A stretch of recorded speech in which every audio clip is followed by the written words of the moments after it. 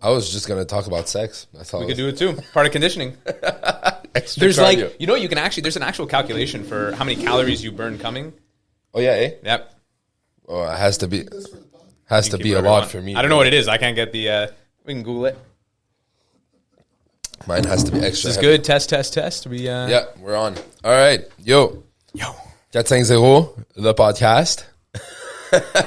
First English episode. Yeah. Sponsored by 450 Jiu-Jitsu. No-gi Jiu-Jitsu all day, every day. Rive-Nord, Laval. Anytime you want to train, come through. Si tu veux t'entraîner, amène-toi. Dis-leur où acheter le merch. Yo, please buy merch, bro. We made, look at this tee. Check this out, bro. Look at this shit. Flex. Nice. Crazy. T-shirts, hoodies, rash guards, shorts. That's it, man. Just come get your gear. Come train. Come. I vote that next episode you do it shirtless. Bro, I got perky nipples, brother. I got perky ass nipples. I don't think anybody wants to see those. You know what I'm saying? You're talking about it's all going over viral. my Instagram, so I guess. Yeah. I meant for you too. Yeah, me too, man. You know what? We can do it. We do a t-shirt swap. A wet t-shirt swap. Yeah, dude, I'm down. High five. So this is James, my personal trainer, a member of 450 Jiu-Jitsu. Proud member of 450 Jiu-Jitsu. Also a purple belt in Jiu-Jitsu.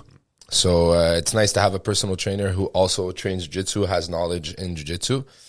But you didn't start in Jiu-Jitsu. Your fitness journey started way before Jiu-Jitsu, right? Yeah. Halterophilie, Olympic weightlifting. Weightlifting, yeah. That was your first fitness thing, or? I mean, like, yeah, I didn't. The surprising thing for most people is that, like, I didn't really play very much sports as a kid. I wasn't super sporty. I played soccer for a little while just because I was Italian and I lived in the East End. And so it was kind of one of those things you had to do. It comes with your assurance maladie. Exactly. Yeah, if you don't play it for a certain number of years, they take away your citizenship, I feel. So I did that for a little while. Hated it. Played video games a lot more. And then what video games? What's your go-to? What was your go-to growing up? Oh, dude. Really like nerdy RPG, like Warcraft, okay, stuff like that. Not Call of Duty, Grand Theft Auto. Like, yeah, like GTA for sure. I mean, you know, who doesn't want to? Who doesn't want to? You know what I mean? I don't Say know. less, fam. Exactly. But for sure, like stuff like that, like Warcraft, a bunch of like random RPGs you would download online. Like it was super nerd. You know? RPGs, role-playing game. Yeah. I wanted to be someone else. You know? Yeah. That's what it came down to. And yeah, the fitness journey started literally because out of high school, my brother, who's older than me, when he went to Dawson, when he went to CEGEP, he got a job as a personal trainer at the gym. There was like a part-time job because you can work while you're in school. Right. And at that point, I don't know what minimum wage was, but in like 2011, but $7, yeah, something like that. $10. It wasn't like coal mining. Yeah, like $10, $11, let's say. Anyways, they were paying their trainers like 16 something. Millionaire lifestyle. You know what I mean? Exactly. Yeah. So he was like, "Hey, you know what you should do? Go get like a certificate, like a certification, and then when you get to CEGEP, you'll be able to apply to this gym. All the trainers are graduating. You'll be able to get yourself a job that's better than whatever you have now." Were you lifting at the time already? I was lifting a little bit, yeah, in high school, but it wasn't anything that serious. It was mostly just like there was a gym near my house. Some buddies of mine wanted to lift. My brother was a trainer at that point too, and so it was just one of those things where it wasn't a serious lift, but it became more and more serious as I went on. That's how I got into it too. Like I was with my best friend in high school, me and him. We were like, yo, let's get yoked. You know what I mean? Went to Popeyes, bought like pre-workout, BCAAs, protein. I went to the gym. I did a pre-workout first time, puked my brains out because my heart rate was through the roof. For a little bit of context, our viewers should go on your Instagram or Facebook page and look at your pictures from high school. Do you have those on like, is that easy access? Yeah, can anyone sure. get that? I'm not ashamed, but what do you want me to do? I love it. It is what it is. Bro, I'm an open book. That's amazing. I ain't got nothing to hide. Oh, dude, Zero. yeah, same. You take me as I am, watch me as I go type of shit. You know what I mean? Dude, you know what's funny about the first workout stuff? I remember so well the first time I ever trained was with a buddy of mine. We were in high school, went to like an energy cardio, and I did one workout. And I was just like, this is it. I went out, I bought frozen fruits, I bought a protein powder. You know what I mean? And I had to hide the protein powder from my parents because they didn't. They thought it was steroids. They 100%. Yeah. What? Steroids? Yeah. I mean, more of an Italian accent than that one. That was the most Arab Italian thing ever. You're taking a steroid. Yeah. So that's it. So I hate that. And you know, you feel like you take that first scoop and you're like, holy fuck, I'm going to get jacked. Yoked, yeah. I'm going to get super. And this is it. This is my life. This is my life now. I'm going to go to gym. I'm going to put some frozen strawberries in something. And then that was just what it was until I did that certification. I got to CEGEP there, and then personal trainer certificate. Yeah, like a CanFit Pro, like your easiest one that you can get, just enough to get the job. And then I've always been, truthfully, the reason why I think it stood out to me was because I always really wanted to be. I always liked being like the guy. Like if you had a question about something, if you wanted to know something, like I love to be able to have the answer to that shit. So.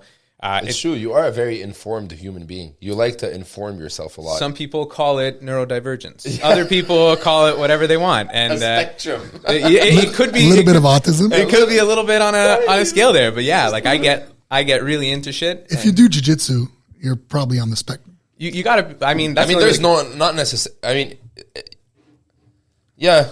Is my answer. Yeah, probably. I guess you just got. You're an information nerd. You like to read. I like to know. Where does it come from? Do you have like outside from the physical training background or course you did? Do you just look shit up yourself, or do you have training in it? Or yes, that's a good question. Let's go step by, because bro, this guy, when it comes to certificates, he has en tabarnak, as they say, au bon vieux Québec. Like so I mean, it's supposed to be an English episode, but I got it. We can get a tabarnak. Yeah, you guys better. Yeah. He's done a lot of certificates. Like if you look him up on Instagram, he's been to like Costa Rica, right? Or Costa Rica I presented too. Also, he studied with like big names in the fitness industry and everything. Functional medicine. So run us through your sort of background, how you got into it. Dawson, right? So that was it. So it was that in Dawson, and then I just really liked doing it. At first, it was just like a weight room thing. You would just look at stuff. I got into the first coach that really got me into this is like kind of like a career path where like there's more levels to this stuff was Charles Poliquin, which is like an OG in the field. And Charles that's Eric. Eric was like probably his like prodigy or something. One of the first handful of guys, like maybe the first 5 guys that was. That's why I saw his name. That's why the name rang a bell, because Eric talks a lot about him. Him and Eric were very, very close, actually. And Charles, I mean, passed away now, but his daughter too, Crystal. Whenever she comes to Montreal, like she comes to hang out at the gym. When Charles used to come to Montreal, he used to come train at the gym, hang out. They used to do stuff together all the time. Poliquin is not Québécois. Poliquin? No, he's not. He's Québécois. Charles? He's French-Canadian, but he's from Ontario, I'm pretty sure. Okay. Yeah. But he moved to the States. He moved to the States, yeah. Okay, eventually, cool. he's like, they settled down in Colorado. Oh, but he was in Rhode Island for a while, and that was actually... So they had the Poliquin, the training institute there, the Poliquin Performance Institute, and that was like the first really intense formal sort of education that I had in strength and conditioning. And that's while I was in CEGEP. Like I remember being so into it, because then I started training some of the athletes at Dawson. I would work the nights. I'd end up working more at the gym than I would go to school. That's another thing. And so, and I got super into it. So I was reading his books. I was like, and it starts to become one of these things where you almost feel like you unlock something that someone else doesn't really know. And so like the pursuit of like, I got to find something like, let's say a hockey player or one of the rugby guys or one of the volleyball people would come ask me a question about something because I was working in the gym and I didn't have an answer to it. Well, the next, like, I guess however many days until I would see them again was just digging until I can find whatever was perfect for them. But the problem is that there's no perfect, right? There's no perfect program. There's no perfect way of training anyone. But I think the pursuit of trying to find the perfect system was what got me to like be consistently eager to learn more and more and more. And so, like, I think halfway through maybe my second year at Dawson, I was like, listen, there's these courses that are going down in Rhode Island at the Poliquin Institute there. And I just, like, it was stronger than me. Like, I couldn't not do it. And so I left during the semester to just go stay there for a few weeks to be able to, like, do these courses and hang out with those guys. And then that's where I met Stéphane Cazot, who's, like, also a legend in strength and conditioning, and it was one of Charles' right-hand guys. When you say strength and conditioning, you mean like not necessarily bodybuilding. You mean like athletic performance for athletes, sports athletes. Yes, like, exactly. Right. Yeah. It's a very different world when it comes to bodybuilding and strength and conditioning, right? Definitely. I mean, like there's going to be similarities between anything, right? A Like bicep curl is a bicep curl. Exactly. Yeah. But the concept of strength and conditioning too is just, it's sort of like that broad topic of figuring out how to get an athlete to perform better. Yeah, peak performance. Peak performance, exactly. And there's like a big differentiation between that and just, in my opinion, like personal training. You know what I mean? And so... And when you say courses, like What was the courses? What were you learning over there? So they had 5 levels. The institute is no longer like a bunch of the guys split up, but they basically had 5 levels of what they called PICP, which was the Paul Quinn Institute like certification program, Performance Institute certification program, something like that. And they had basically you were able to do the first 2 levels, which was open to anyone who wanted to kind of like get further in the field. And it went from initial testing of people to figuring out how to build and structure a program. Like when you signed up for the course, they gave you, like they sent you in the mail binders. I still have the binders at home, like full pin binders of all of their, basically the way he structured strength and conditioning, because he really changed the industry. When before him, there was a lot of guys who were like very secretive about the stuff that he did. And Charles, one of the things that is incredible about him is that he went everywhere in the world to try to find like the guys who were the best at their field, whether it was training track athletes or West Side Barbell power lifters or Eastern Bloc for Olympic weightlifters and stuff like that. Right. He went to go see everyone. He went to basically dig into everything. And then every single time he would kind of build it into his programs and stuff, he would always like give credit where credit was due. So you can kind of see the similarity like in the personality trait between like you and him. Like seeking out information is a big trait of your personality. Yeah. And I feel like the way you're talking about him, he was somebody who would seek out information, who would try to look for the most amount of information as possible, right? Definitely, yeah. So kind of gives us a nice image of the way you work, right? You're always looking to add more information to your database. So I feel like that's maybe that played a role in. He definitely did. He was like one of the first guys that really like made an impact on me because of how many world champions he trained in so many different sports, you know? Okay, cool. So that was super cool. So I went down there and I was there for the first time was 2 or 3 weeks for these first 2 levels initially. And then after that, to get any other level, you needed to have certain prerequisites. So for example, you needed to train, let's say someone who won for level 3, I think it was like a regional. It was like they had to win regional competitions or podium at least, or finish within 80% of whoever was in first. In what domain do you mean? Any domain. Football, hockey, basketball, any domain, Olympic weightlifting, whatever it is. Yeah. You have to train an athlete, they had to do that well. The level 4 was national. Okay. Right? And so I'd gotten my level 4 from back in 2013. Around there, I was training a diver from Florida International University. Wow. Who was from here, who was on scholarship there. And then after she had come back in the summer, and so we just sort of happened to start working together. We were training at the same gym. Again, I happened to be there all the time. She had a question about something with like ankle rehab. Sounds very familiar with some guys that I work with over here. And we basically started by just doing that stuff, adding some layers onto that. And then when she went back, like she was doing really, really well. The second off season that she came back, she had to make sure she was getting in enough training. Right. And her coaches from there actually signed off on the fact that she was going to be able to train with me, and they would recognize that. And then we actually did we trained everything, not just rehab, but actually just to get her stronger, more resilient, more conditioned for what she was doing in diving. And she ended up winning Conference USA that same year. That's how you got your national. That's what I got. Yeah, that's what I got. The certificate number 4. Exactly. That's beautiful, man. Yeah. Holy crap! And so that was a long time ago there. And then from there, it just perpetuated. So like once the guy Stefan left from Paulkin Group, did his own thing in California. Then I was there. You know what I mean? Like went to Cali. Went to Cali twice to see him. Wow. Spent some time there with them. The first time was just, again, he was giving some courses. I was going there to support as well, but he's a fucking genius. He was like working originally in like, St. Louis, Missouri, training like the baseball players there. He's worked with a ton of like NFL guys too. Okay. So went there. The second time was a private internship as well.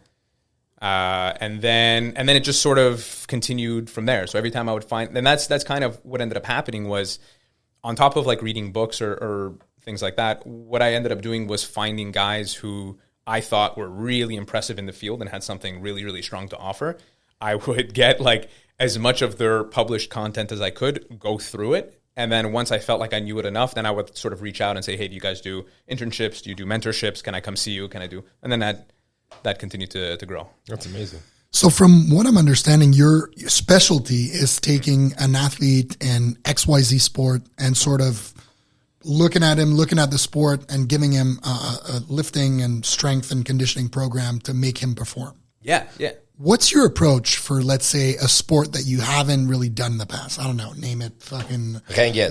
or sword fighting, whatever it is. Like fencing or... They approach you, they say, sword fighting. Fencing. I think, did you ever get a pirate walk in It's like the peg legs are tough to work with. I'll be honest with you. That's the hardest part, actually.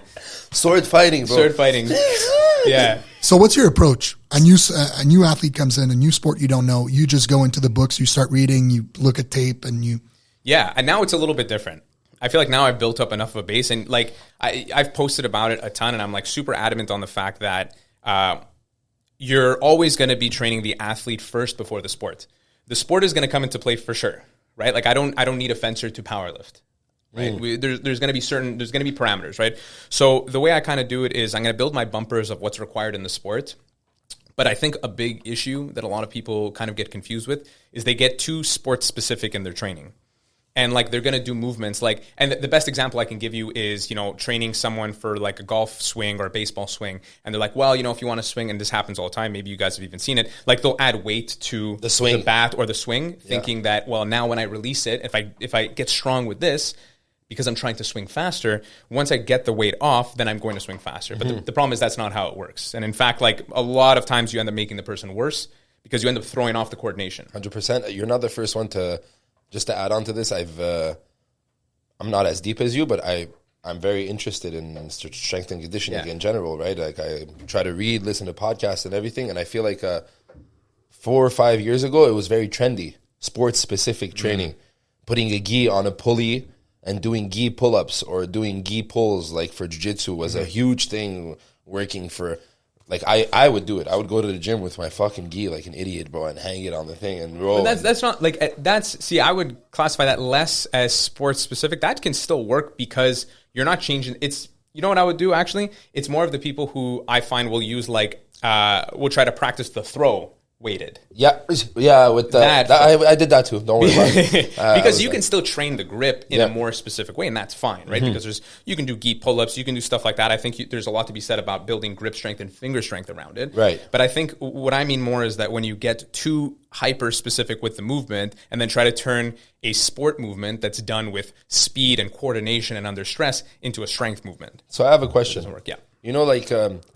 There's that exercise that judo guys do with the bands where they do like especially for like uchis and hip tosses. Do you think that's too sport specific as well? Or do you think like because there's a reason why people have been doing that for like, I don't know, 80 years now. Like they put a band and they just don't. Is that too sport specific, or is that still in the spectrum of, in your opinion, like that's still okay? I think. I think that there's a lot of like what I'll call like traditional strength and conditioning stuff that have happened that people just do because. Yeah. Because that's how they do it. Because that's how they do it. Do I think that there's a purpose? I mean, listen, like there's something to be said about the athletes too, like just doing repeated effort stuff. It might be just from a fatigue and condition type thing. Oh, true, yeah. Just to get in reps that way, just to build up like fatigue resistance in the shoulders and in the hips and do things like that. Good do point. I think that if someone trains and does uchis on another human versus doing it on the bands, if both of them are going to be at the same level? Absolutely not. Uchis on a human would be a lot. Yeah. If in case people don't know what an uchi is, it's a hip toss, right? It's a judo hip toss where you incorporate the legs and the hips, load the guy up on you and throw him over you. And I think a part of the throws that you're talking about when they have the bands, they're also working their footwork, because footwork in judo is super important. That's true. So getting that pathway in your brain to exactly know where to put your feet. Muscle memory. Yeah, I think like that can be cool too, because you're pulling against something, right? So being able to pull against something and work on the footwork, I think that has a value. Yeah. I think meaning like I don't know, you're a basketball player and putting weights on your hand and practicing throwing a pass. It's like, hey, relax, buddy. Let's do something else that's more efficient. But efficiency, like you hit it on the head there, because at the same time, there might be, even if there is, because for sure, like it's the internet, so people are going to argue everything. Yeah. But even if you might find some like subtle improvements that you can make with these things, the truth of it is like, how much time do you possibly have that you can work on this stuff? If you would take this time and put it into something that's a little bit more scientifically strength and condition wise, it would benefit you. The same amount of time in that exercise compared to this one would benefit you more in this exactly one. And it's how much time are you going to spend in the gym, right? Like, so let's say for you and I, we see each other twice a week. Yeah. Right. And realistically though, like for jiu-jitsu guys, probably, and wrestlers too, like At the most, I might see someone for something like that as like maybe 4 times a week. That's how much I want them to train. Because at the same time, you're also doing a sport where you're using those muscles consistently as well. Yeah. So you have to think like, what's my fatigue buildup in the end? How am I going to be able to recover? How am I going to be able to perform? That's such a good point, because I'm thinking, I keep getting GSP in my mind, because I think he did a lot of, like strength and conditioning, gymnastics. Like he tried to broaden the spectrum of his training. And if you're an athlete, you're an MMA athlete, and you're training jiu-jitsu, you're training boxing, you're training kickboxing, you're training all these things, and you're adding on top strength and conditioning, the amount of hours per week you can invest in that field are limited. So your job is to make the most of it. So if you have 4 hours a week, well, let's make sure that those 4 hours a week are top notch. Yeah. And that's exactly it, right? Like that's why I work with him as well. Because I used to go to the gym, fucking put 3 plates on each side of the trap bar and fucking rack it up 20 times. Be like, wow, I'm so explosive.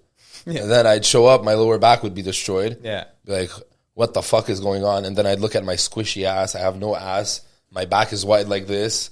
I'm like, what the fuck is going on? Why is my hamstring always curling up and hurting? Yeah. And in my head, it's like, oh, you just got to do more hamstring curls. So I would go the next day and fucking hamstring curl. And then my knee would pop and be like, dude, what the fuck am I doing, Yeah. And then I come see you, and there's blocks. There's different systems. So first month, we're doing X, we're doing strength. Next month, we're doing velocity. I don't know, some fucking scientific word. That's the one after, we're doing acid lactic buildup tolerance or whatever the hell. Like, so I feel like when you work with somebody that's in the domain, you can approach it in a more scientific way that can lead to less injuries, other than doing it by myself and being like, oh, let me free ball it and see what the hell goes on. That's actually perfect, because like realistically, this is what I'll tell to a lot of guys who have never worked with me before. It's their first time doing strength and conditioning with any athlete, pretty much. The first off season I see someone, and let's just, for the sake of an example, just say that everyone's off season is the same. Because obviously, like basketball guys that I work with, their off season is super short. Football is different. Soccer is different. Jiu-jitsu, obviously, there could be no off season. You can be competing all year round. But typically, if there was an off season where you're away from competition, that first time that I see you, usually if you don't really have very much experience, the first thing we're trying to do is injury prevention. I don't need you to perform at the highest level of some of the other athletes that I've had for like multiple years, because you have to build up that resilience too. And so a lot of people are coming to perform. So to your point of the fencer, to get back to that, if it's the first time I see this person, like we're going to address, okay, like what do you feel are your weak links? What do you feel are your strong links? But not just you, number one, as an athlete, but also you compared to the people that you compete against. What do you feel are injuries that keep happening? Because the thing is, you can be super talented. And truthfully, like strength and conditioning, I'm not going to make you more talented at your sport, but I'll sure as shit make you more resilient, less prone to injury. I'll probably allow you to showcase your talent a lot better. And that's kind of the goal around it. Because I'm not going to say that like you're going to be able to do front headlocks way better, or you're going to be able to take on the top guys in the world, but you'll be able to ensure that you can perform as best as possible, because you don't have to worry about getting tired too quickly. You don't have to worry about injuries. You don't have to worry about, to your point, lactic acid or any other things that would have slowed you down before. Now you can kind of ignore them. And then as we build the program and progress, well, then it becomes more and more tailored towards you, towards what your needs are. Yeah. I feel like also your knowledge and like supplements and everything is a huge factor in that, especially in my personal experience, like adding L-citrulline, adding creatine, adding a carb powder. At my 2 last competitions, I would usually go get a fucking banana, get yogurt, buy Maynard's, and be like, oh, dude, I'm getting my glucose levels up. Yeah. And then I do the first fight, and my fucking forearms are jacked up, and I'm like, dude, all right, eat Maynard's. I eat fucking jujube, and my forearms are still jacked up. And then talk to you, a little bit wider knowledge, a lot wider knowledge, be like, yo, let's add L-citrulline, let's add this, that, let's keep you hydrated and minimal, don't make your gut like have to digest the day of the competition, right, and stuff like that. And the last 2 competition I did, I feel like that, which was my biggest issue personally in competing, was I would just feel so jacked up after one fight. Like I would feel like everything's tight, like I'm just so tight. And then when I did that mix of like, all right, carb powder, creatine, L-citrulline, an hour and a half before my first fight, chugged it, did a proper warm-up, did my first fight. I was like, God damn, bro, like I'm ready to go for the second one. Let's go, bro. And just hopped right back in, And I feel like other than just telling me how to lift and showing me how to lift, you've also added components to my training and competition when it comes to supplements.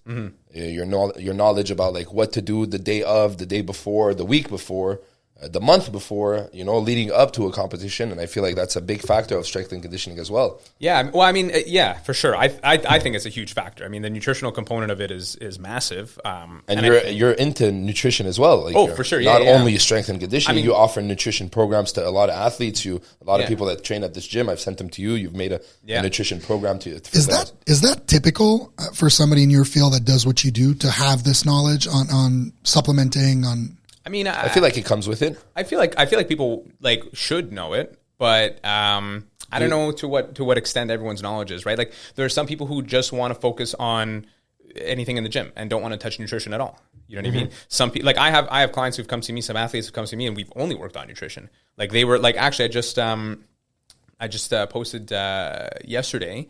About a clip with one of my football guys that I was interviewing, and and I have that full interview up on my YouTube channel. But essentially, I always do these goal debriefs, and him and his buddy were both O-line for McGill Redmen and Redbirds now, I guess. And so they were telling me, like, they just came to see me for nutrition because their strength and conditioning was taken care of by the university. You know what I mean? So that was something that they didn't need. We're not going to start to mix stuff together. We're going to trust the process there. But my job was only to make sure that they can perform as best as possible. One of them needed to gain weight for his position. The other guy needed to drop weight for his position. But they both needed to perform super well, especially leading up into their camp, the preseason camp, which was really, really intense. And the funny part about it, the reason why I wanted to post it was because, we use food and supplements and stuff like that to our advantage. But at the same time, there's a really important concept that I kind of drill into everyone is that I'm not going to look at shit as good or bad food. Right. I need things to serve a purpose. Does it serve the purpose that we're looking for? Does it make you feel good or does it not make you feel good? If I ask you to compare versus last week, it's a simple 3 scale. Is it better, same, or worse? If it's better, better's better. Fantastic. We keep going. If it's the same, cool. We'll keep going, see if anything changes. If it's worse, I change it. But in their particular case, because they had so much work to do in their camp, and this is where sports vary a little bit more from just like weight loss or weight gain, they were both eating Pop-Tarts in their plan. I wrote it into their plan. The guy who was losing weight was eating ice cream at night to recover. And the other guy was just eating, like, again, Pop-Tarts, rice cakes, a whole bunch of different things. And they both hit their exact goal that they needed. The guy losing weight, dropping 30 pounds. While eating ice cream. While eating ice cream and Pop-Tarts, yeah. The guy program? The guy gaining weight. Give me my fucking program filled with kale and broccoli. Give me a fucking program like that. You know what I mean? And it's individualized. It's different for everyone. But they had this camp. This wasn't necessarily all year round. Of course, yes. I know what you mean. It's for a specific goal that you're doing. It's for a specific goal, and we have to work with that. And if you're working with an offensive lineman, dude, who's like fucking 6'3", 300 pounds, like, bro, the guy's been training all day. His body's tired. Maybe a fucking cup of ice cream at night is exactly what the fuck he needs. You know what I mean? Exactly. Yeah. Can you give our viewers sort of a rundown? I'll give you like a typical, 25 to 35-year-old male that trains 2-3 times a week, that's overweight by, 20, 30 pounds. That person wants to get in better shape, wants to lose a little bit of weight. What would you suggest in terms of just broad, guidance, broad lines on what you should eat, more of, less of, and training schedule? Just bagels and bacon.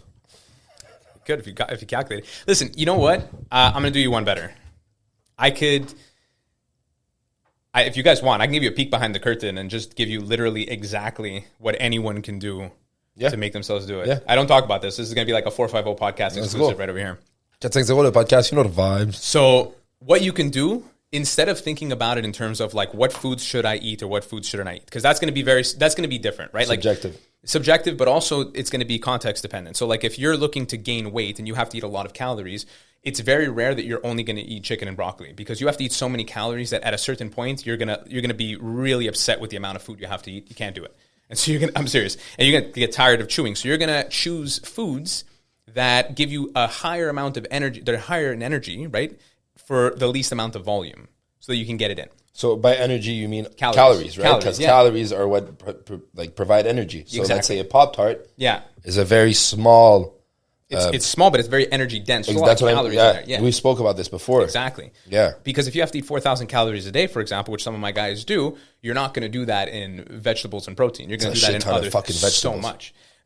But by contrast, too, if someone wants to lose weight and they have to eat in a calorie deficit, chances are they're going to be hungry. And so because they're going to be hungry, they're going to make choices for the opposite. They're going to try to choose foods that give them the most amount of volume for the least amount of calories. So it helps keep them full. So Sweet potato. Yeah, exactly. Sweet potato, exactly. Things like that. A lot of vegetables, a lot of fiber. It's going to help keep them full and not have many calories so they can stay in their deficit. The term is satiated, right? Something Satiated. Satiated. Yeah, so something satiating that doesn't make you feel full, right? So keep that in mind, right? So those food selections. Now, the easiest way for you to figure this out, and this is going to save you like years of a degree. I'm not even kidding. People are going to get upset that I give this stuff away. But what you would do is you would track what you eat. You need to be able to have like an app or something that you can track. Be diligent with like a food scale, weigh and measure your stuff, but it's going to pay off. For 2 weeks, you're going to weigh and measure all the food that you eat, and you're going to track your calories, right? Alongside that, every day, you're going to weigh yourself. First thing in the morning, usually after you use the bathroom, make it standard. You're going to do that for 2 weeks. What you're going to do is you're going to track the average amount of calories then that you ate over the course of the 2 weeks, see what the average intake is. And you are going to measure the average of your weight week 1 versus the average of your weight in week 2. And you're going to do it with what you're normally eating right now. Okay? If, for example, you tracked all your calories and you're eating 2,500 calories on average, and your weight went from 200 to 202, right? Whatever it is. You gained weight. You know automatically right now you're eating in a calorie surplus. Okay? If the opposite happened and you went down in weight, you know automatically you're eating in a calorie deficit. And then what you do is when you compare the two weights, you can see how much of a surplus you're in. So for example, it's always a standard. It's 3,500 calories for a pound of tissue, whether it's fat or whether it's muscle, to put on. So if you're 2 pounds heavier 1 week to the next, that means you ate total in a 7,000 calorie surplus, which means that you're eating 1,000 calories over your maintenance per day. Per week. Oh, and it's in a week. It's in a week. So 7,000 calories at the end of the week, meaning 1,000 per day. Okay, cool. Right? So far, you're with me so far? Yeah. So I know that if I reduce that by 1,000 calories, let's say from 2,500, what we're eating on average, to 1,500, which is not real numbers, that's very low. Yeah. All of a sudden I'm in maintenance now, because that's the goal. The goal is to find what your maintenance calories are, how much you can eat and stay weight stable. Once you have that maintenance number, you just add to gain weight, you subtract to lose weight. And that's it. And that's it. Typically, if you can put yourself in a 500 calorie deficit per day, that's 3,500 at the end of the week. That should be a pound of weight loss a week. The opposite of that would be a gain. And so obviously the more you train, the more you work out, the more you burn calories, the more that number is going to be high. 100%, Exactly. Yeah. Because you do have to take activity into account, right? You're not going to ignore. It's not the same for somebody that trains once a week, sits at the desk all day, and does Excel work. That's why the metrics are good. Yeah. Because the metrics are excluding whatever you train. So I don't really give a fuck about what you train right now. I'm just saying, let's look at the food, and then we'll look. Okay, so in that week you train 3 times. Perfect. So training 3 times, eating what you ate on a week difference. Yeah. You put on 2 pounds. So even though you've trained 3 times, you're still in a calorie surplus, right? Exactly. And now we can start working. How about you start training 4 times? Exactly. You could add a training session as opposed to reducing the number of calories. Right? And then you get a degree from McGill in nutrition. Exactly. In dietetics.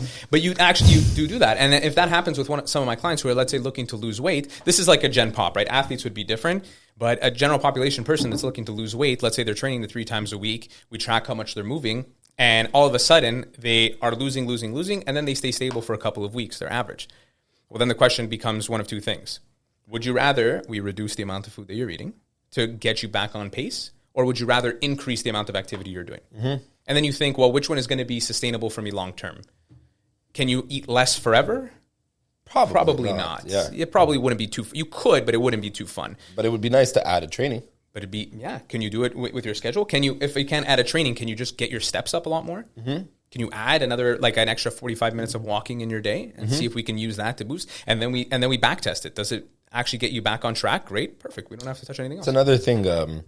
Walking is, I feel a difference in my body when I take my dog on a longer walk throughout a whole period. Like, let's say there's months where I'm very busy and the walks are 20 minutes. I do 3 20-minute walks and I'm very busy. Whereas when I'm less busy and I have more time with him, I start taking him on 45-minute walks, hour walks. I wake up the next day, I'm a little bit more lean. And it's like very subtle. Not the next day, maybe like 3 days later. I've been taking on big walks for 3 days. I'm noticeably very lean. Then in my head, I can't fathom why I'm lean. I trained the same, I ate the same, and then I'm like, oh shit, I walked for 40 minutes more. In your head, it's a fucking walk. Yeah. What could a walk do? Well, so that's a whole. So in your day so your metabolic rate, so the amount of calories you burn just to live, right? So you have your basal metabolic rates, then you have like resting energy expenditure, total energy expenditure. So this is additive stuff of how many calories you burn in your day. Of that energy expenditure, of those calories that you burn, there's categories for the exercise that you do, and there's something called NEAT, N-E-A-T, which is non-exercise activity thermogenesis. Which is like sleeping? No, so non-exercise, like that would be your basal, sleeping and stuff like that, and digesting and all that other Walking? stuff. So walking, NEAT, that would be your walking and moving, fidgeting, moving around, doing stuff. Anything that's non-exercise, but is still somewhat of an activity. That burns in the day is worth more calories than your training actually is, barring like wrestling, jiu-jitsu, stuff like that. But Obviously, I'm saying Gen Pop we're talking. Gen Pop, let's say Gen Pop that's lifting weights, that's going to the gym and doing stuff. Your NEAT accounts for more of that. And so you'll actually see people do really well and not only lose weight, but actually hold on to weight loss maintenance super well because they increase their steps in the day from like 5,000 that they were doing to like 8 or 12 or 15 or whatever it is. And on top of that, obviously you have like the health benefits of like you're less likely to die of everything if you move around enough. That's how they track it in research. All-cause mortality. Yeah. That's what it is. It's like I've been reading a lot about that actually, especially because I got into sauna, hot and cold therapy, and one of the things that I've been looking into is all-cause mortality, like the term all-cause mortality. So I looked into it, and it's like it really means like literally cancer, means what it says, right? All-cause mortality. Yeah, like heart problems, anything that could lead for you to die earlier kind of reduces when you do specific things. Like if you do an hour of sauna a week, right? Like the research shows that like if you expose yourself to extreme heat, not too much. Too much is like not enough, right? In anything that you do, right? If I eat 15 apples a day, that's not good for me. If I eat an apple a day, doctors will hate you though. Yeah, because they'll keep the doctor away. Oh my god, brother. 15 doctors all losing their licenses. I heard something that was quite interesting. The guy was saying, what doctors don't want you to know. Sorry. The guy was saying if you go from zero exercise to little exercise, the benefit is like tenfold more than if you go from exercising a little to exercising a lot. Yeah. So being sedentary, doing nothing to doing something, the benefits are huge. Yeah, they actually did research. So like 0 to 100 is not like it's nice. It's better to ease into. Always better to ease into it. Always better to ease into it for two reasons. Number one, 0 to 100. We know anyone who's going to do that. Number one, it's going to be unsustainable. Number two, chances are they're going to injure themselves. And if you go into it without a plan, thinking I'm just going to I'm an all or nothing, like if I get into something, bro, I get into it 100%. And yeah, that means that as soon as you miss one day, you're not doing it anymore. Because you react to 100% as well. So if you're like, oh, I'm that guy, I'm going to do it 100%. The day that you're not going to do it, you're going to be like, fuck, I'm not that guy. I don't do it 100%. Yeah. So mentally, it'll take a hit on you. Sure. Yeah, exactly. And like you start off slower, which means it's going to be easier for you to do long term. But the same research is done in even the NEAT research in people walking, let's say, even if you're a smoker. You will have a less risk of dying early as a smoker if you move during the day versus being sedentary. Yeah. Right? That's why people in Lebanon don't die from cigarettes. Because they just move all the time? They just always fucking... Bro, you go to the village, the guy's 108 years old. He's been smoking a pack a day, but the cow has to... He has to get the cow out. He has to go pick up the fucking things. He has to bring the fruits and vegetables to here. He's always fucking walking. He never fucking dies, this kid, bro. He's 103 years old, has a cigarette in his fucking mouth, and you come here... which is a more sedentary population, fucking 48 years old, dead, and smoking half a packet. Yeah, I mean, you got that. You have like stress levels. You have a whole bunch of stuff. There's like comorbidities, but yeah. In correlation to what you're saying. Yeah, moving like, on. Yeah. A lot of people move in these countries where they smoke a lot of cigarettes, bro. And another one is in China. I was reading about it. Like, there's a lot of smokers. There's a lot of people that live in the mountains in China that smoke a lot. And it's like, bro, they don't have their average age of death is not as low as the people that smoke here because they're way more not sédentaire. What's the other word? Active. Yeah. They just move around more. I'm not saying it's good to smoke a cigarette and take a walk. No, but the point is that like you'd be surprised at how much healthier you can be, even if you do things that are not healthy, just by moving in the day, just by moving and exercising and doing things like that. And let me ask you, go to a rave. Go to a rave. Yeah, everyone should go to the rave. Well, on that, the grandparents, you go to a rave. On that topic, if you could tell our viewers, what's the most efficient activity in terms of burning calories? What would you say is the one, not sport or however you Just want like to call exercise or it, activity? exercise that burns the most calorie for the least amount of time. Jiu-jitsu. To a certain extent, cardiovascular, any cardio work will burn more calories per minute than weightlifting will. So airdyne. Assault bikes or yeah. But what's the most efficient in terms of time spent? Because if you're running, right, you're running for 2 hours, you're going to burn a lot of calories. Sure. But if you had 30 minutes or 15 minutes, what's the exercise that you can do for 15 minutes or 30 minutes straight that's going to burn the most calories? It's less about the exercise and it's more about the intensity that you're working at. You Right? get the burpees at a high intensity for 15 minutes. It's about your heart rate, right? So the higher the heart rate is going, the higher you're working, the more sympathetic your nervous system is in, the more calories you're going to burn to keep up with that. So for sure, cardiovascular work is easier to do with that because it's something that you can do at a high intensity for longer duration than you can lift weights for. That would be the easiest way to think about it, would be the most amount of calories burned in the shortest period of time. Then after that, it depends on what you like to do. The only offset to that, though, is that anything that you do for a long enough period of time, you're going to become more efficient at. And so remember, like we talk like in fitness about like getting in shape, burning calories, doing all this stuff, but the reason that happens, that we can get leaner or that we can do all these things, is because we're sort of fighting our body's natural sense to stay in the same spot in homeostasis, is to just get back to the baseline. And so at a certain point, if you were burning, let's say you're biking and the first time you ever do it for a long distance, you burn 1,000 calories. Think about it from like an evolutionary perspective where your body's like, if I continue to do this at this rate, I'll die. So we have to find ways to become more efficient at this. So next time I don't burn 1,000 calories, I burn 900 calories. And next time I burn even less. And next time I burn even less. Because your body adapts. It adapts. Which is the point of shocking the body. So to speak. Yeah, I wouldn't use the term shocking the body. Like, what I mean is like, that's why I don't lift the same lifts with you for fucking 6 months. It's like, because I'm going to get used to that lift. If you do the same weight, that's what I'm saying, all the time. Yes, we do have to progress it somehow. Yeah, exactly. And that's how strength and conditioning works. That's how weightlifting and muscle building works, is through adaptation. You lift something that is difficult for you to lift. There's a reaction in your muscles because of that, whether it's muscular damage or whatever it might be. Your body senses this. There's remodeling. There's repair to be able to make the next time you lift that implement easier. Mm-hmm. And then the job of the body is done. Great, we're back at the baseline. And then what do? You lift heavier. So it's like, fuck, I got to do this whole thing again. And then that's how people get bigger and stronger over time. That's how you're like. Let's take it to the simplest form. Let's say a bicep curl. I walk into you. I'm a skinny guy. Mm-hmm. My arm is super like a noodle. I take a 15-pound dumbbell. I bicep curl it. I'm struggling. Yeah. Come in the next week, still struggling. Maybe a little bit less. Sure. Fast forward a month, I have a little bump on my bicep, 15 flying. Mm-hmm. I can't keep curling 15s if I want to keep making progress, right? Let's take it up to 17.5 or whatever. And then once your body adapts to that weight, yeah, you gotta keep adding on weight, right? That's how it works. So variety is super important from what I'm understanding. Variety is variety. So less so variety, more progression. I'm gonna be specific with it, right? Because variety can also impede your ability to adapt to things, but also it means that you won't grow. If you change your workout every single day, you'll never be able to adapt to that thing. You're always going to be in the initial stages of like muscle damage and remodeling, which is the least efficient of the phases.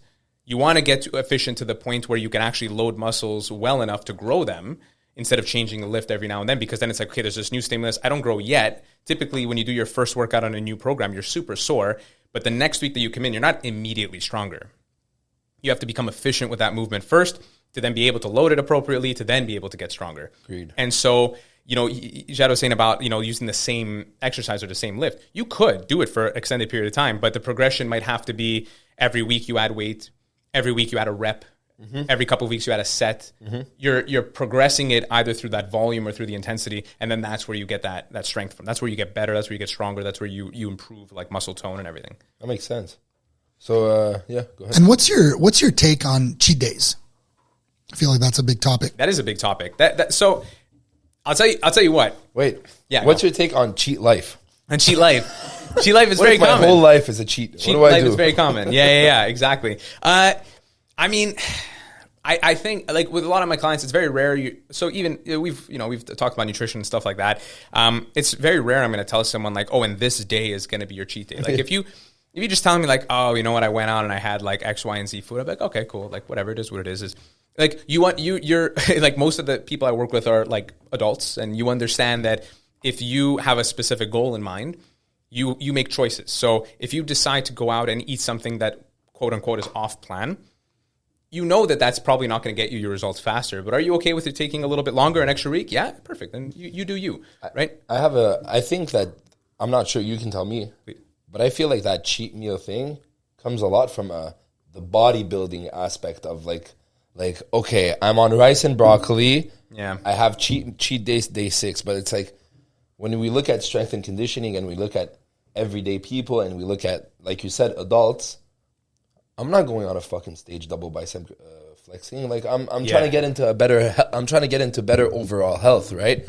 So yes, like I might go off track Saturday, Sunday, because I don't know, I went out with some friends, had drinks, ate a fucking burger, and the whole week I was eating clean. You told me this. It's like, all right, don't let that affect your mentality of like, oh, I fucked up now. I can't. I have to double down again on what I fucking like. No, but just go back to what you were doing last week, and don't really overthink the fact that you just know that it'll take longer because you went out, and that's part of the process, right? Like instead of it taking a month, it might take a month and a half, 2 months if you're going to do that on Friday and Saturday. And if you're okay with that, and you're an adult living life, then that's how it goes, bro. You know, like there's no reason for you to. Like, we're not professional bodybuilders, but we're not on track. We're not counting everything. Even if we are counting everything, you have a life, brother. You told me, like, being happy is also a goal of like, you can't just be miserable losing weight or gaining weight. Then you're going to hate the process. Yeah. Whereas if you're having a good time, you're like, oh, I went out Friday, Saturday. Fast forward 2 months later, damn, my bicep is a little bit bigger. And I was happy, and I met new people, and I went out, and I had a laugh, and I had a nice steak. And whereas if I'm like, okay, fuck, I can only have a cheat meal on Friday, and if I overdo it that day, then I fucked up everything I've worked for is fucked up. It's like, well, and then you also the whole week you're just waiting for that fucking cheat meal. Exactly. And then it becomes obsessive. And then and you're right, and you hit it on the head, because a lot of like nutrition in sports unfortunately comes from bodybuilding. Mm-hmm. That's where it comes from.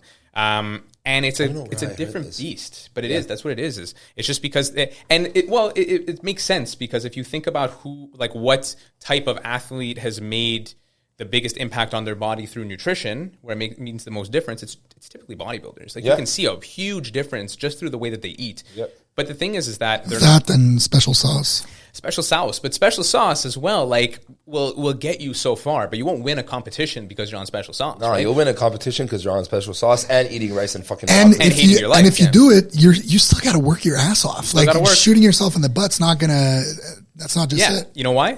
Because everyone else is too. Yeah, so it doesn't give you an advantage. Yeah. But what gives them the advantage is being able to dig deep into like the end stages of their prep, where they're eating 60% of their maintenance calories. They're in like a crazy deficit. They hate life. They're thinking about food constantly. And that's just what it is. The reality of it, you're just constantly hyper focused on food. You can't wait for your next meal. You're irritable. Testosterone is bottom. Like a lot of these guys too, once they get towards the end stages of their prep, generally can't even get hard. Yeah, exactly. It doesn't, like sexual virility is down the toilet. They can't think about anything else. That's also not only because of PEDs, but it's also mental. Well, it's because of PEDs to a certain extent, fine. But even if you weren't, it's the mental aspect. But physiologically, really, what it is you're in such a low calorie deficit. Your body's not producing that fucking. Yeah, because you only have you got to make decisions on your body. Is not like it's trying to keep you alive.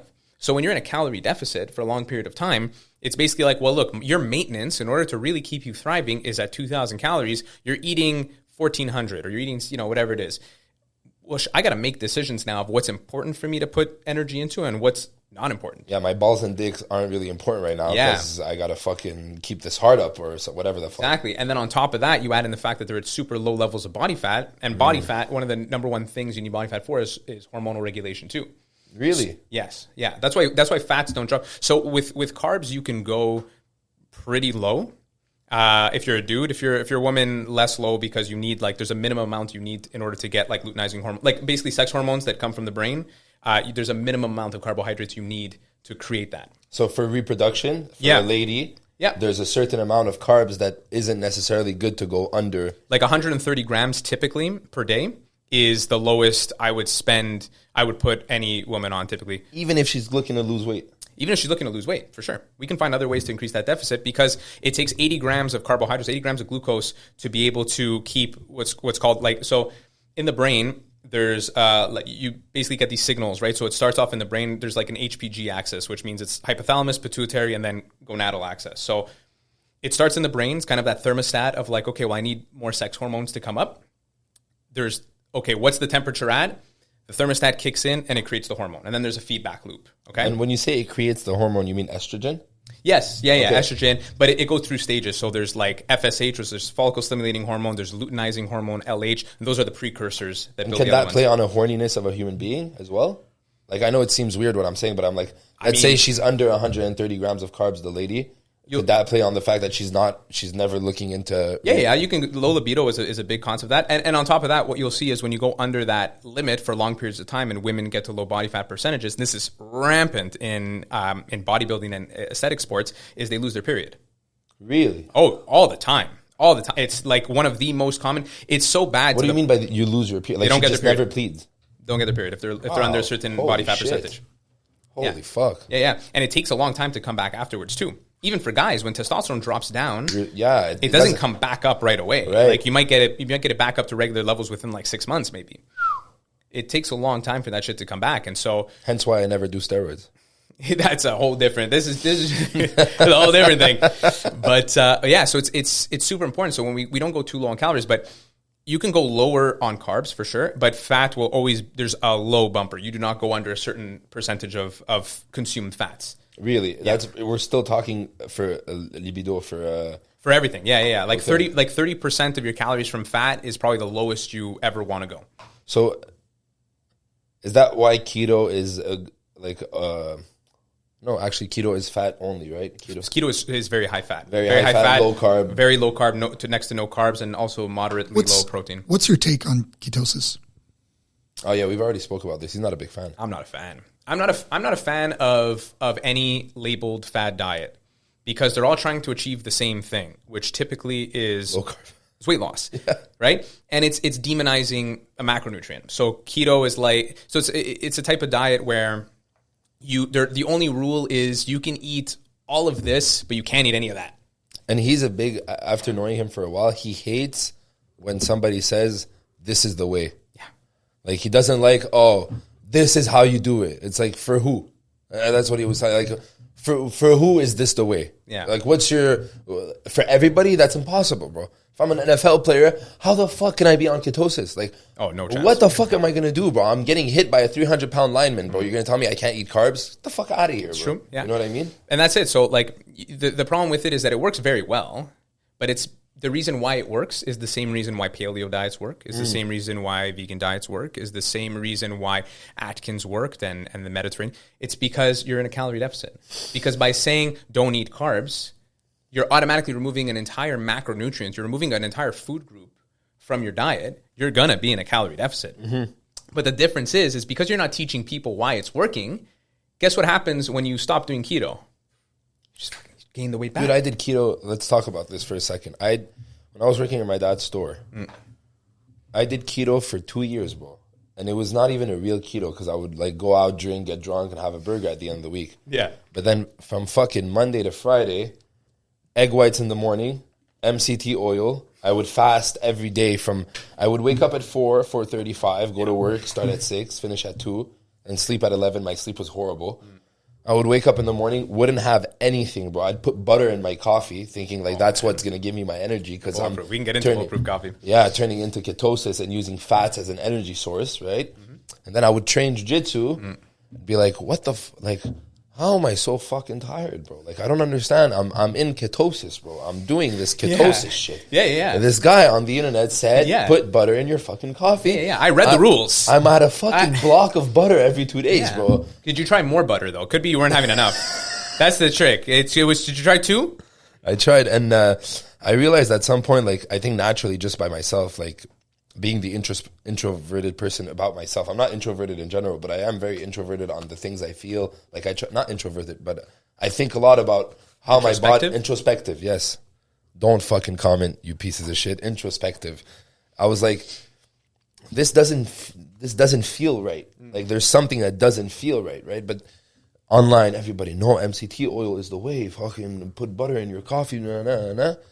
Then I realized like maybe maybe they don't do what the fuck I'm doing. Maybe they don't wake up at fucking 6 a.m., go to work till 2, come back home, walk the dog, go fucking do 3 hours of jiu-jitsu, come back, sleep. Yeah. Like maybe they don't have that lifestyle. You know? I'm gonna say another thing, that this is something that is really, really important to keep in mind whenever you're looking at anything on the internet for fitness, especially with social media, especially when you look at people's pages. Because don't forget that if I have a very polarizing opinion and I am just the keto guy, I will obviously have to only bias the things that I say, and the people that I hang out with are going to be people who share my opinion.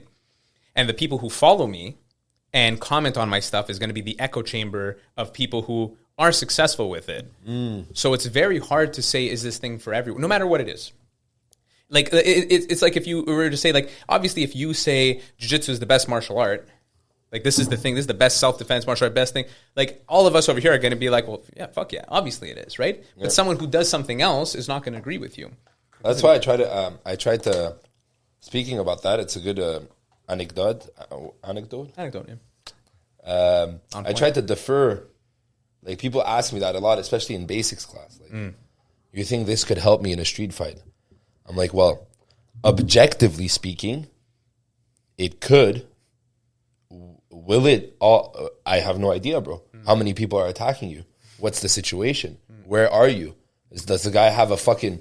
Are they 2? If they're 2, definitely don't go to the fucking ground. You're going to get kicked in the fucking head. Yeah. Right? Or, I don't know, like... I feel I get your point now. Like that's why I try to stray away from, like, this is the ultimate martial art. Yeah, you know but what you did there, which is really important, which a lot of people don't do, is you gave the situation context. It's nuanced. It depends on, like, that's a lot of the answers when people ask me questions. Like, now that it's getting nicer out, I'm going to do my walking videos and answer questions and stuff again without freezing.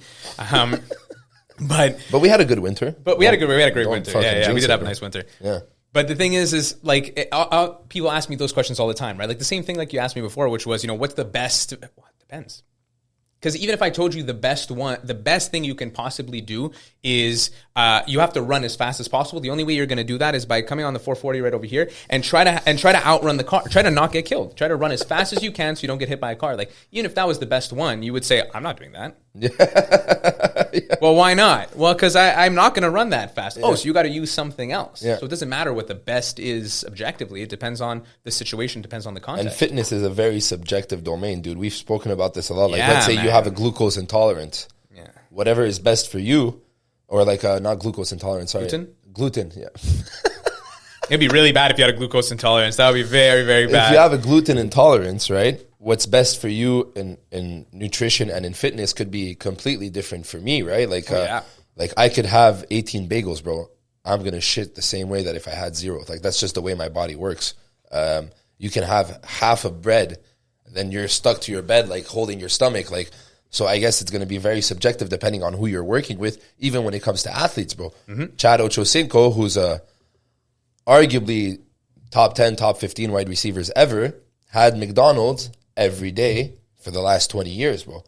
I know it's bad for people. It's very bad. And all right, but this guy's in the fucking Hall of Fame of the NFL. Yeah. He averaged over 1,000 receiving yards his whole fucking life. What the fuck are you going to tell him? But the thing I like about that example too is something that we've spoken about also, is that these guys that are in the NFL are already 1%. The 1%ers of athletic potential. Agreed. You know what I mean? These guys, some of these top guys have like a fat-free mass in that, which is like the amount of like just lean body mass and everything that you have, comparable to like golden age bodybuilders. Yeah. And they don't even do that because they're just genetic freaks, and you have to be in the NFL. 100%. So he can do that. I'm not saying other people should. I'm just saying in the NFL. But that's what I'm going to say. Yeah. But to your point, the reason why I'm bringing that up is because then you know that it's because of the way that he is. But some people might say, well, look, he does it. I'm going to do it too. I'm going to do it too. That doesn't work, brother. You're like, well, guess what? Do you fucking play in the NFL? Are you a wide receiver in the NFL? No. Probably not. You live in fucking St. Leo. You know what I mean? Yeah, exactly. You're fucking in the hood in the East End at the bar having a sandwich. Like, it's not the same thing. And another topic which we brushed on, what's your take on intermittent fasting and also fasting period? Yeah. Huge not fan. How much time do you have? He hates intermittent fasting. So before we hate anything, in what context? What are you using it for? Weight loss. Okay. So before weight loss, here, general health. Because remember I told you, like, intermittent fasting reduces the production of cancer cells, and you're like, shut the fuck up. Well, I'll do you one better. Okay. Weight loss, very, very easy. You're eating less calories. That's it. Because you have a shorter eating window. The way I'll use it, I don't hate it. The way I'll use it is people who have a very, very hard time controlling hunger cues. If someone is very big, and when you lose weight, if you're very big and you lose weight, there's a hormone called leptin, which is like a long-term fuel gauge. And what happens? What's a fuel gauge? So just a... I'm just using it as an example of like, it basically, the leptin levels in your body will basically tell your body how much in an energy deficit they're in. It'll trigger hunger cues. It'll trigger all kinds of things. Got it. So for example, like when leptin is low, you're going to get very, very hungry. Okay. When it's high, that means you're full. That means you're full. It's a hunger hormone, essentially. Okay, cool. But it also works in conjunction with your body weight. The problem is that leptin, the upper end of it just goes up with however heavy you become. And as you lose weight, that level will naturally go down, but the maximum won't. Which means that when you lose a significant amount of weight, if you are very big, you'll be constantly in a state where your body, your brain, the leptin levels in your brain make you think like you're not where you should be. You're so far beneath where you should be. You need to be eating more, and you're going to get hunger cues for a very long time. It's very difficult to deal with. So in people who have very intense hunger cues, I'll use intermittent fasting because it provides a way to have bumpers of like, okay, all I have to know is I can't eat between this time and this time. I can eat between these times. And, it gives them a bit more of a reference and constraints so they can kind of control their cravings as opposed to just eating whenever they want. So it's also psychological. There is a huge psychological. You're using the intermittent fasting less of a physiological thing and more of a psychological thing to help this obese person, overweight person get into losing weight without maybe going insane and being like, I'm fucking starving all the time. They're still going to be hungry, but it's going to help them control that internal dialogue of like, that convinces you that you should be eating when you don't need to. Dude, I have that so bad. You used to be big though, right? Huge. But I have that so like, if I eat and I don't finish with something sweet, my body goes into like, I think it's mental as well because I used to be like, I think it's a mental thing because we grew up in a Lebanese household. So the way it works is like my mom would make food. You finish eating her food. You go to the snack armoire. How do you like call a cupboard? The snack cupboard. And you pick a snack. Yeah. That's how I grew up my whole life. So every time I finished eating, I would have something sweet. Now when I started intermittent fasting, like back then to lose weight, I would like rush home before 10 o'clock, like 9:40, just to fill myself up with sweets. Because it was in your eating window. Yeah, I was like, okay, I have 15 minutes. Let me fucking put down these 15 cookies in 15 minutes. And then I would eat them. Yeah. And then I'd feel like shit for fucking hours. Be like, but at least I put it in my window. So then this brings to the next thing, which is, unfortunately, now that there's a label to intermittent fasting, which is I can eat between this times. Intermittent fasting, if you don't do it well, looks a lot like disordered eating. It is. Right? I was disordered eating, bro. I would rushing home and opening up an Oreo box and eating 15 Oreos before bed because it's in your window. Exactly. Because then when you eat outside of that, I'm doing so well because I'm intermittent fasting. So if you have no structure, it looks like I have a cough. I have nothing until 2 p.m. in the day, at 2 p.m. in the afternoon, and then I start eating. But the thing is like, Greg was fucking doing that already, the accountant. Like, he was already doing that. It's just that now he gives himself the excuse of, I'm intermittent fasting. It's okay to only eat at 2 p.m. Yeah. Well, no, it's not, Greg. So I'm sorry to interrupt you. So just to say that, so it's very contextual. On the health side of things, like for fasting, to Jean's point, what he said before, if you're eating less food, you create less energy, cells proliferate slower, you spin mitochondria less. So yes, there's an argument to be said that you can sort of cellularly be a little bit healthier, but in reality, it needs to be a huge amount of deficit. So there was a paper that came out, I think it was like Speakman and colleagues that came out, I forget when, in the 2000s, where they showed, this is in like animal models because they don't do this in human models, so take it with a grain of salt, but they showed that there's like, you can extend life they did it in insects and in rodents. You can extend life for like actually a pretty significant amount of time. I think it was like 40, even 50%. But you have to eat in like a 40 or, again, equal amount of calorie deficit under your maintenance for 80% of your life. Which means that if you eat 2,000 calories a day, you'd have to eat like 1,100, 1,200. That's it. And that's what you have to eat forever. And so then the truth becomes like, if you have to eat that little, which you would probably get in a meal, let's say, or whatever, like instead of living to like 78, which I think is like average for men, do I want to live to 120 eating? No, fucking put me in the ground at 70 and I'll eat I'll eat in my actual amount, you know? Yeah. And speaking from personal experience, I've felt like intermittent fasting has given me more energy throughout the day as opposed to eating, in the morning and then eating lunch and eating dinner. I think I have something to say about that because the digestive system takes a lot of energy. So when you intermittent fast, you're putting that digestive system energy on pause. So you feel like you have more energy because you're not digesting anything. But then go do an athletic performance thing. Like you do jiu-jitsu. You could do 2, 4, 5, 6 rounds. Perfect. That's fine. I train every morning fasted. Perfect. Me too. I train every morning fasted. If I train in the morning, I don't eat. But if you did eat before that training, and let's say 2 hours before your first roll, if you did have a proper meal with the proper amount of carbs and the proper amount of sodium and the proper amount of anything, I realized it in myself. I would do twice more rounds. Like I trained fasted, I could do maybe 5, 6, 7 rounds. But in the morning when I wake up and I have that carb powder, maybe half a banana, an LMNT, dude, I can fucking rack up 15 rounds in the morning, bro. Especially if I eat way before my training and I have time to digest everything. And obviously, if I wake up at 8 and my first round is at 10 and I eat at 9, I'm going to feel bloated and heavy while I roll. But if I wake up at 6, have my first meal at 7, and my first round is at 10, holy fuck can I roll, man. I can do a shit ton of rolls because I have the energy, I have the calories and the carbs to put, my output would be bigger. And I used to think like you because I used to wake up in the morning. Every morning, I would go for a fasted cardio. I would do fasted cardio. I'd go to the fucking tennis 13 right before work and do a fucking 40 minutes of elliptical. Be like, oh, wow, I'm on point.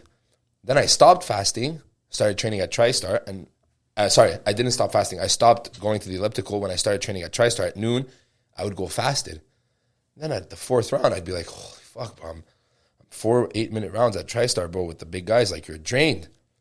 Then now, let's say, for example, if I go to TriStar, I'll have my carb complex at 10 o'clock, L-citrulline, creatine, whatever. I feel like I can push 7, 8, 9 rounds, bro. No worries at all. So, yes, you have more energy, but it depends what you're doing. If you're rolling with white belts, obviously it's going to be easy to do 10 rounds. But try rolling with me 6 rounds when you're fasted. Not saying I'm just saying like I'm a higher level, I'm higher weight, and we would go 6 rounds when you're fasted. You're going to be drained after 3, bro. I can't do 2.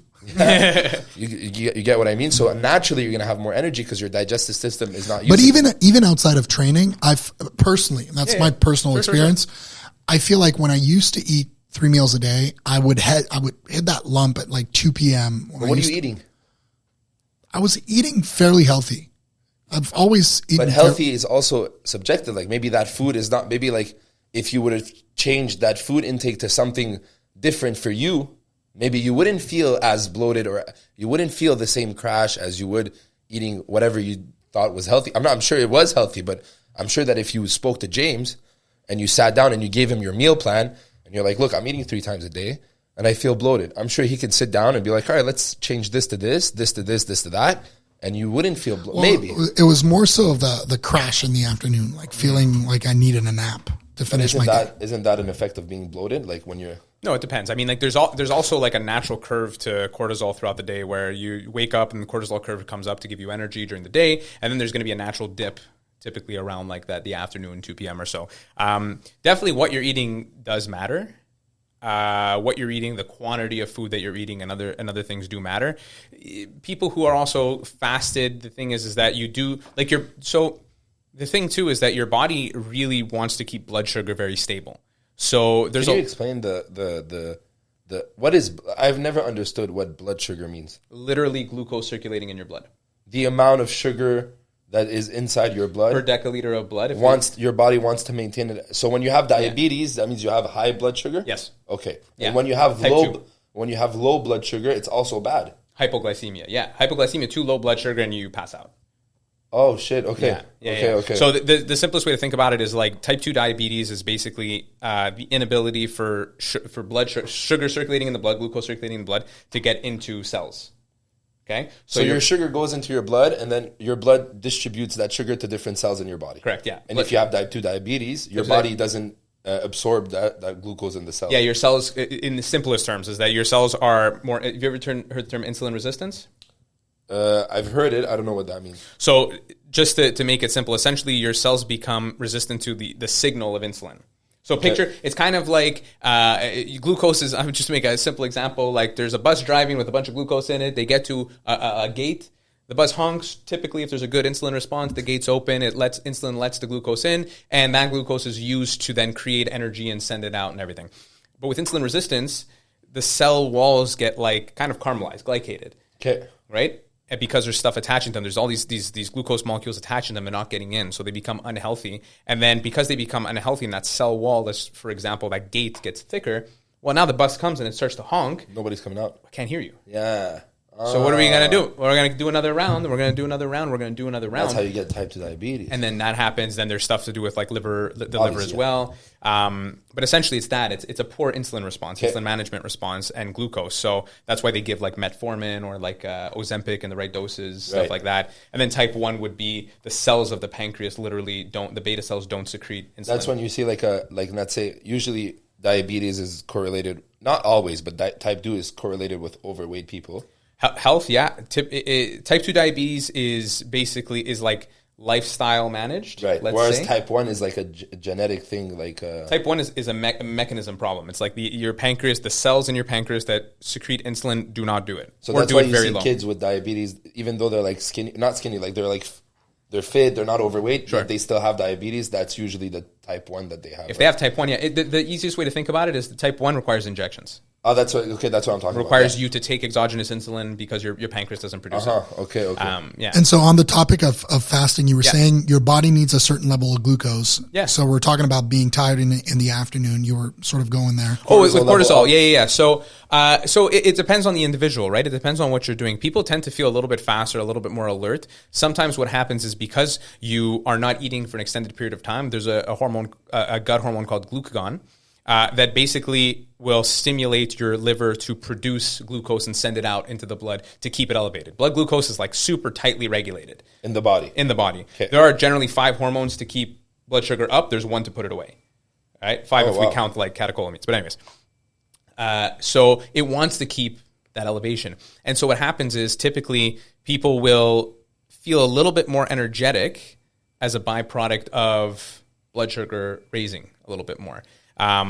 To Jad's point as well, like it's the same kind of thing with, not having to digest, becoming parasympathetic, where like it's a kind of like that rest and digest state. People get a little bit tired, but we can sort of offset that depending on how well you handle the glucose in certain foods. Like if we were to plug you into what's called a CGM, which is that, like some diabetic type diabetics have, like you can plug that in. So when I was in Costa Rica in 2019, I was at it was basically like a functional medicine retreat. There's a research center that we were at, and we like plugged those into our arms to see like as we train, as we do all these different things, and then a little contest of how much certain foods we can eat, you would then be able to see how much your blood sugar would spike up. In this case, interstitial fluid. So it's a little different, but same concept.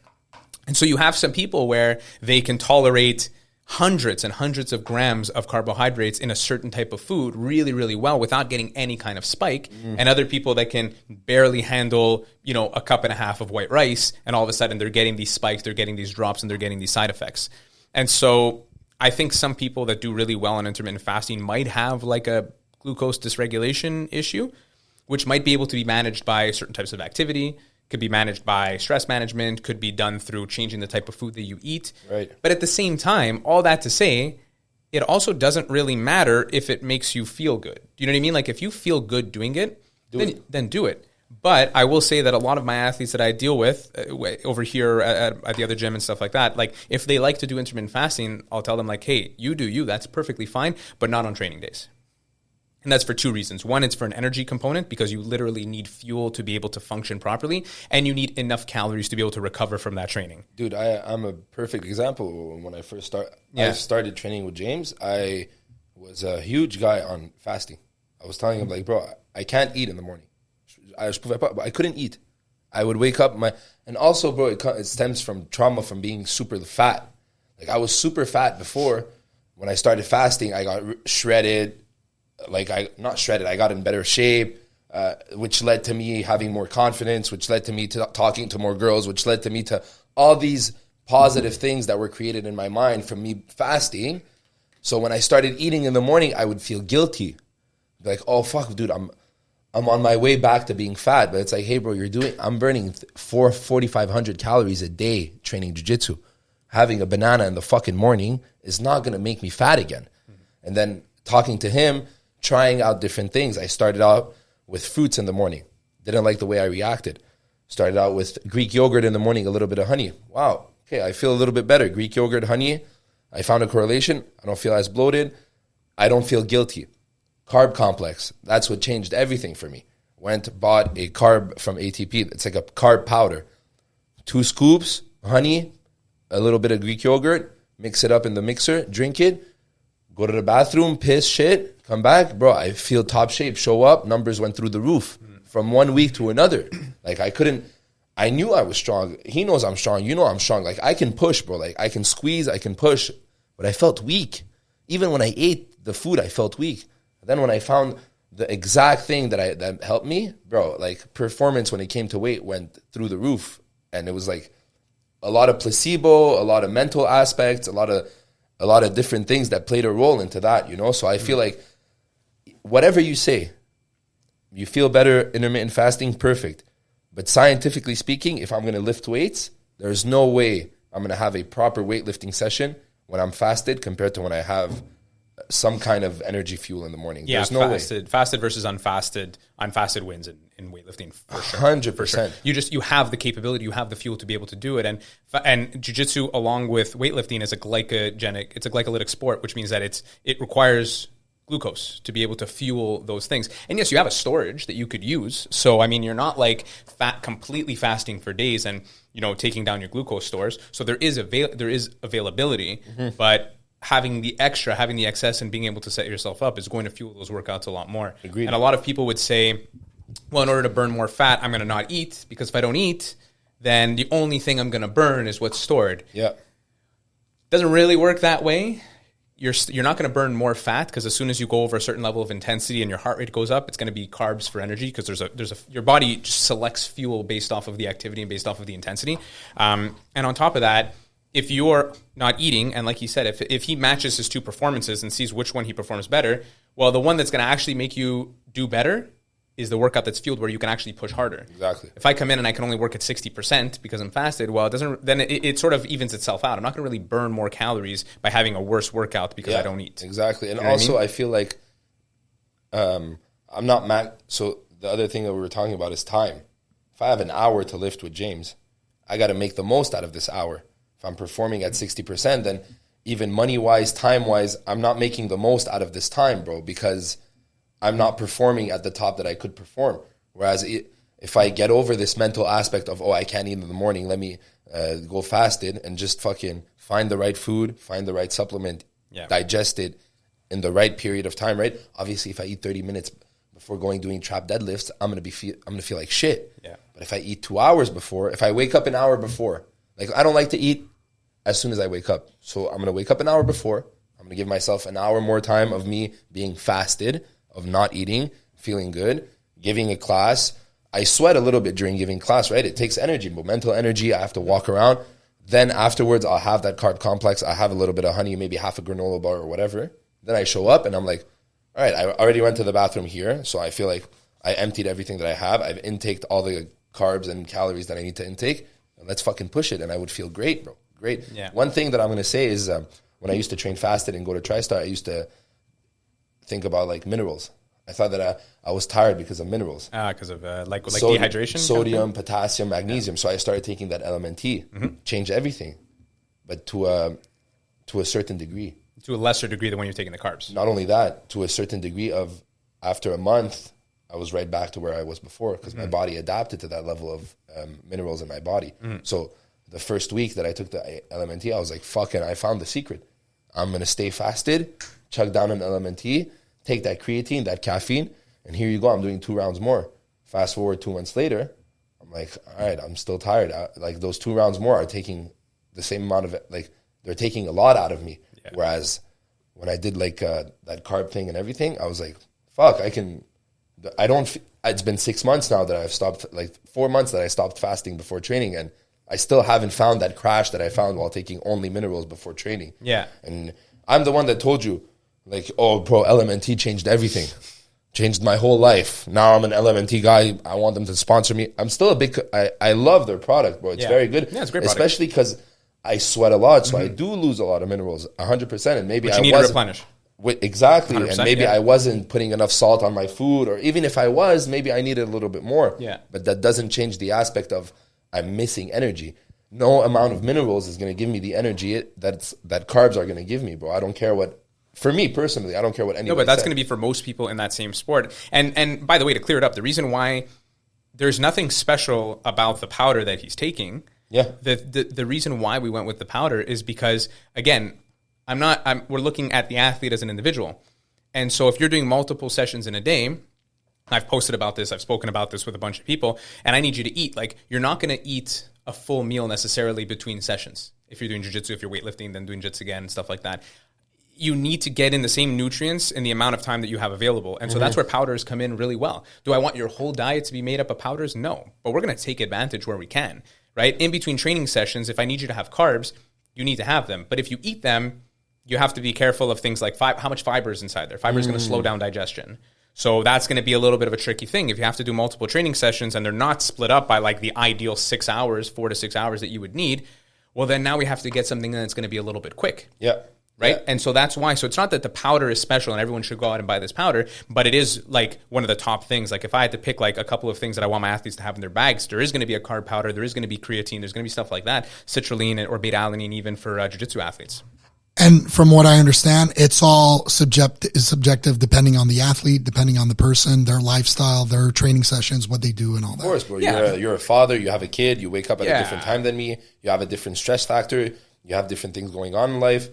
I have nothing going on, like not nothing, but I wake up in the morning, bro. I don't have to hold a toddler. I don't have to feed it. I don't have to change the diaper. Like you have different things in your life than I do in mine. So the way you're going to intake food is going to be completely different than the way I intake food. Or the principle is going to stay the same.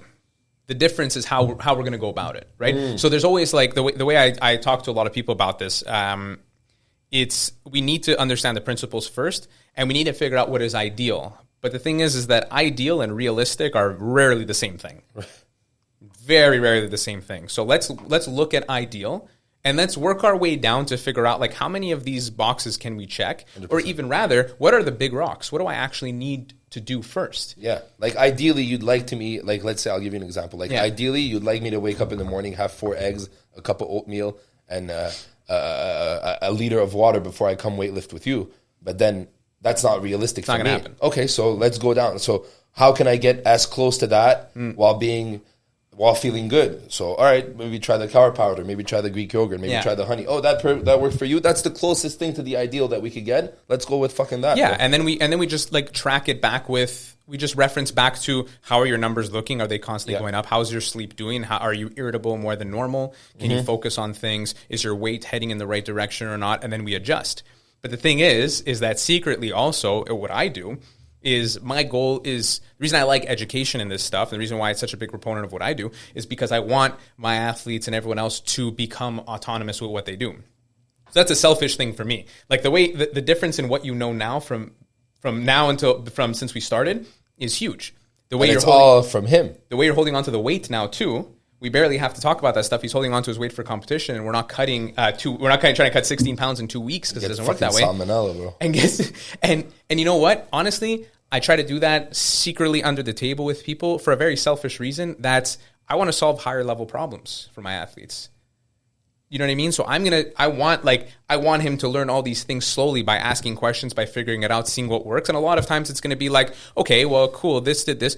Someone might come up with a suggestion. Well, what if I do this? And even if I don't think it's going to be the most ideal thing, I'm going to say, let's see what happens. Yeah. Do it. Let's see. Yeah. But let's track it back. Now let's, I have a thing to say. Let's go into what everybody wants to hear about, all right? Go. When do I get on testosterone? So I brought with me so I can give you guys no, man.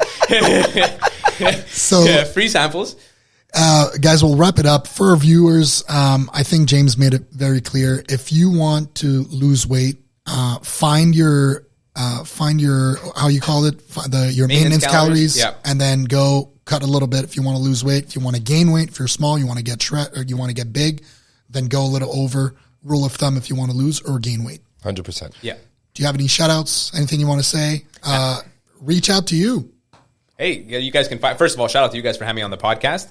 This is awesome. Love training here. My game has skyrocketed since I've been here, and that is not a joke. That is 100% serious. If you guys want to reach me, James.Tognarini on Instagram. I'm going to be sharing a whole bunch of things. I share 450 stuff all the time. I'm always taking videos over here, too, to kind of spread the love for it. So you can definitely find me through there. And you know what? If there's enough kind of like likes and shares on this thing, what I'll do is I'll actually build out a tool, like an Excel tool for everyone to find their maintenance calories, plug in their stuff, and then they can get it done for them. Don't even have to hire a coach for that. That's beautiful, man. You want to get healthy, you want to get better, reach out to James. Well, these things, bro, these come from him. Bro. Speaking from personal experience, I've been rolling with Jad for a while, and it sucks twice as more since he started working with James. That's what we're looking at. That's going to be the quote. Yeah, it's been great, bro. I appreciate you. I try to send as many people towards you. I think you can make a huge difference in a lot of jiu-jitsu athletes, and keep doing what you're doing, bro. Shout out to you. James Tog, strength and conditioning, nutrition, whatever the fuck you need. 450 jiu-jitsu. Come learn how to choke people out. We're going to do this again. That was a lot of fun. 100%. Podcast, you know the vibes.